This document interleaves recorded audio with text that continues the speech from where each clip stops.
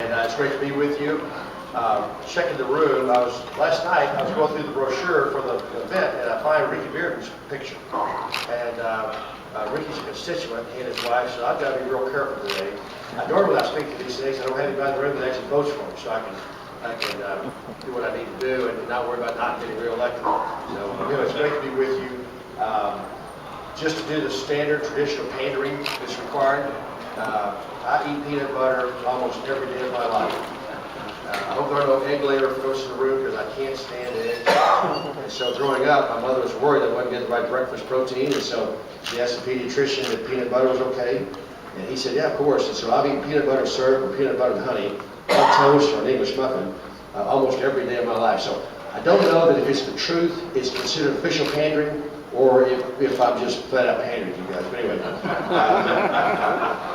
there's a certain consumption of peanut butter per person in the United States. I'm eating somebody else's share. There's a certain consumption of beer in the United States, and somebody else is drinking my share of beer. So it all evens out at the end of the day. Going to walk through a couple things that I think may be important or at least interesting to you. And then got a couple minutes for questions, and then I'll have some closing remarks and let the other speakers come up. So I want to thank the Peanut Association for letting me be here and a chance to visit with you. Convention last week, I'm a Republican. I went to that. The Democrats have their conventions this next week. And all the standard kind of stuff. Got a real shout out to the city of Cleveland. They did a terrific job putting on the event. Had their best foot forward. All the stuff, it's kind of some traditional stuff that went on. The Republicans now have a nominee. The Democrats will get their nominee done next week. They'll have their highlights and low points and the same kind of thing that the Republicans had. And then in August, the 3-month campaign of who's going to be our next president comes to the front floor in a fulsome way. Up until Donald Trump nominated or selected Mike Pence, I really didn't have a sense of what his ag policy might or might not be. Same thing with Hillary Clinton. I still don't know what her ag policy might or might not be. And that's a bit troubling because I'm going to hopefully be the chairman of House Ag in 2018 when we write that next farm bill. And so I don't know who the players are going to be that I'll be dealing with. I don't know if it'll be Chairman Stabenow or Ranking Member Stabenow, Chairman Roberts or Ranking Member Roberts over in the Senate side. A lot of variables on there to really affect what might or might not happen. So any comments about what it would look like would be way premature at this stage.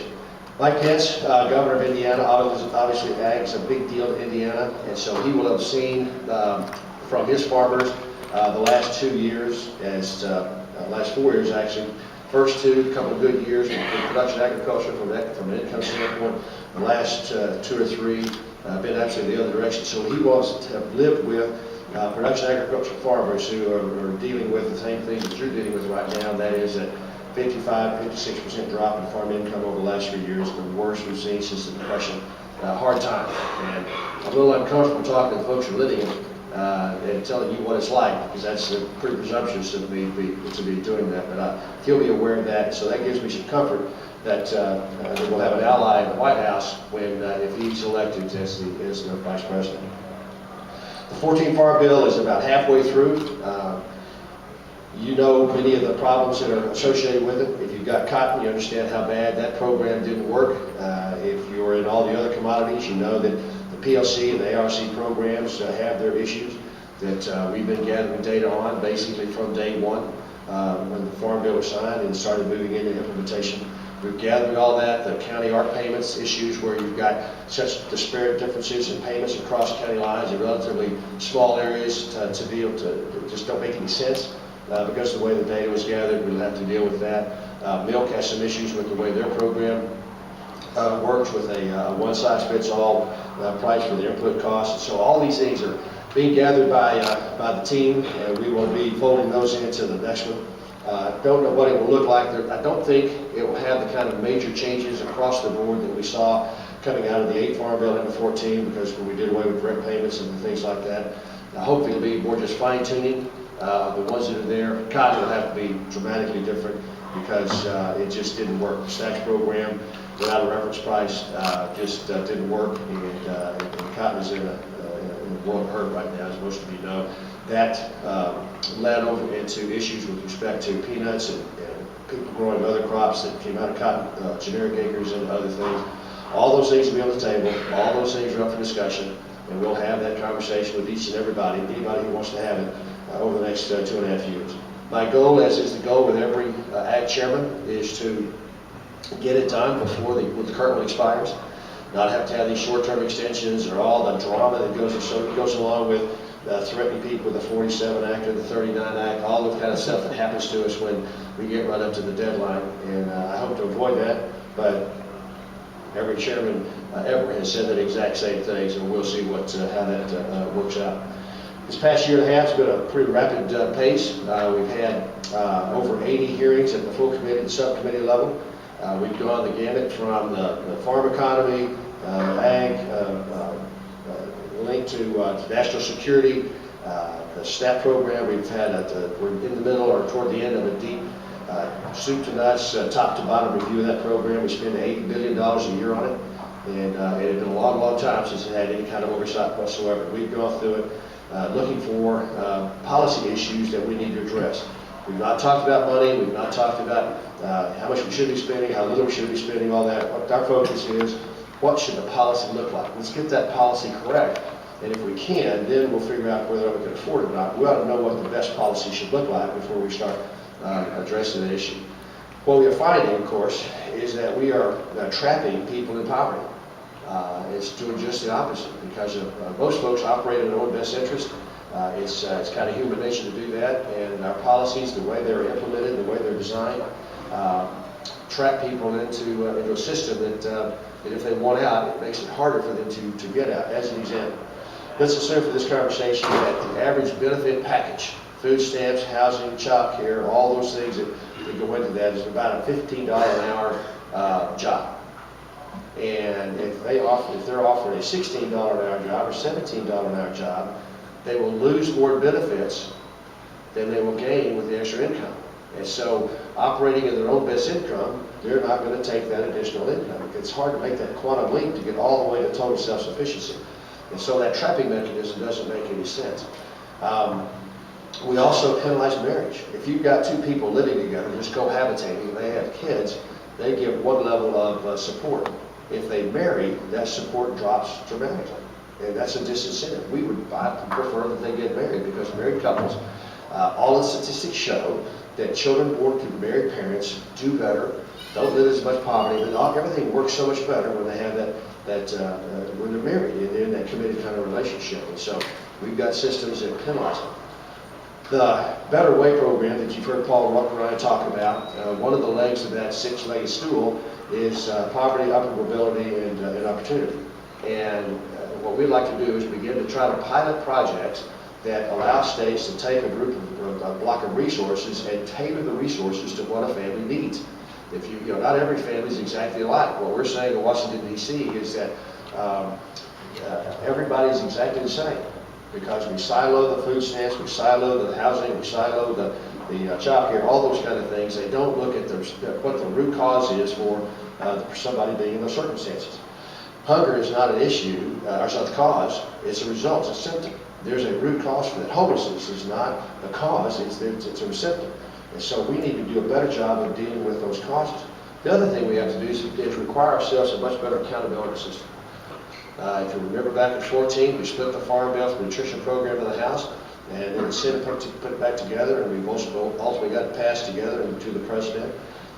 We'll have to have that conversation in a very fulsome way. And to make a hard, fast decision today that you want to do that is wrong-headed, because we don't know all the variables. And so we'll see how that works out. Much of the motivation to split the programs is to try to defeat them both. And so if that's the motivation for people who want to split them, then we got to understand that. I got it. That's what you're trying to do. My job is to get it done. Now, one of the speakers earlier this morning several of them talked about the great story that is production agriculture. That you got to tell your story. You got to take your pictures. You got to post it on social media, all those kind of good things. The current system in place delivers the most abundant, safest, and affordable food and fiber supply of any developed country in the world. So whatever we're doing right now is working for the American consumer. We talked about that affordability piece, about Americans paying on average 9.8% of their disposable income for food. both restaurant food, food you take at the grocery store and bring it home. Well, that belies the fact that at the bottom of the economic food chain, that bottom 20% pays 35% of their disposable income. That mother, in that circumstance, uses her food budget to flex because her rent payment or house payment doesn't change, her car payment doesn't change. So if something happens to her family during the month, she comes out of the food budget to fix that, and then that adjusts what her family works and eats. Now the kids don't generally know that, they're just little critters running around eating and whatever's on the table. But that mom knows, she's struggling with that, she's under that pressure. Those families out there living paycheck to paycheck, and there are lots of them, they're getting the best deal anybody can get in the world when they go to the grocery store. I don't want to damage that, I don't want to hurt them. So when we're looking at the 18 Farm Bill, we're looking at changes to the safety net, we're looking at the changes to policy. My statement every single time will be, all right, what does it do to the cost of food? What does it do to the people who are trying to struggle out there to make ends meet? And if we're just changing something to arbitrarily, capriciously do that and it raises the cost of food, then shame on us. The system we got right now works. And so before you start dismantling it and tossing it over the side of the ship, understand what impact it has on Americans who are trying to make ends meet. And they're doing it with a group of men and women in production agriculture who are some of the best, hardest working, most incredible risk-taking group in the face of the earth. And they're delivering to the American consumer what they want and where they want it, all those kind of good things. Hunger in America is not about not having food, it's about Venezuela's got a food supply issue. America never does have has never had a food supply issue, and it's because of the hard work that you're doing. So when this conversation about the 18 Farm Bill comes up, I got to have your help. I'm going to deputize everybody in here to start telling your story in a more fulsome way. Tell America why it's important that you do what you do, and why it's important to them at the grocery store where they go buy food, because they don't really know how it gets there other than it just shows up by magic. And it's always there in great varieties because of what you do. You got to tell your story over and over and over, because that's, I'm going to need your help when we get the 18 Farm Bill. Jim DeMint and his sidekick Mike Needham are going to go after us in a huge way starting in September. They'll have the Heritage Foundation cloak, but it's really Heritage Action Pack. The Heritage Foundation, and I'm really going to get in trouble with this, it's all about the Action Pack and Jim DeMint and Mike Needham and what they do and how they see the world. They're not necessarily in the mainstream against all stuff, and on their program, anxious looking to see what it is. But just because it's got Heritage banner on it, don't automatically assume it's the best for our country. That may have been the case years and years ago, but not since it became a political organization and a political operative in the way that it has.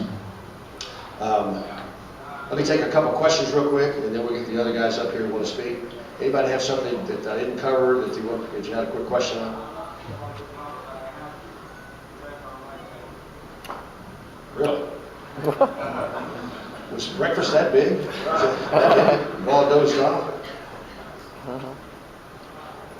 Well, again, I appreciate being here. Let me take my congressman hat off real quick and just talk to you from the heart, since I got you captured and the doors are locked and put you down.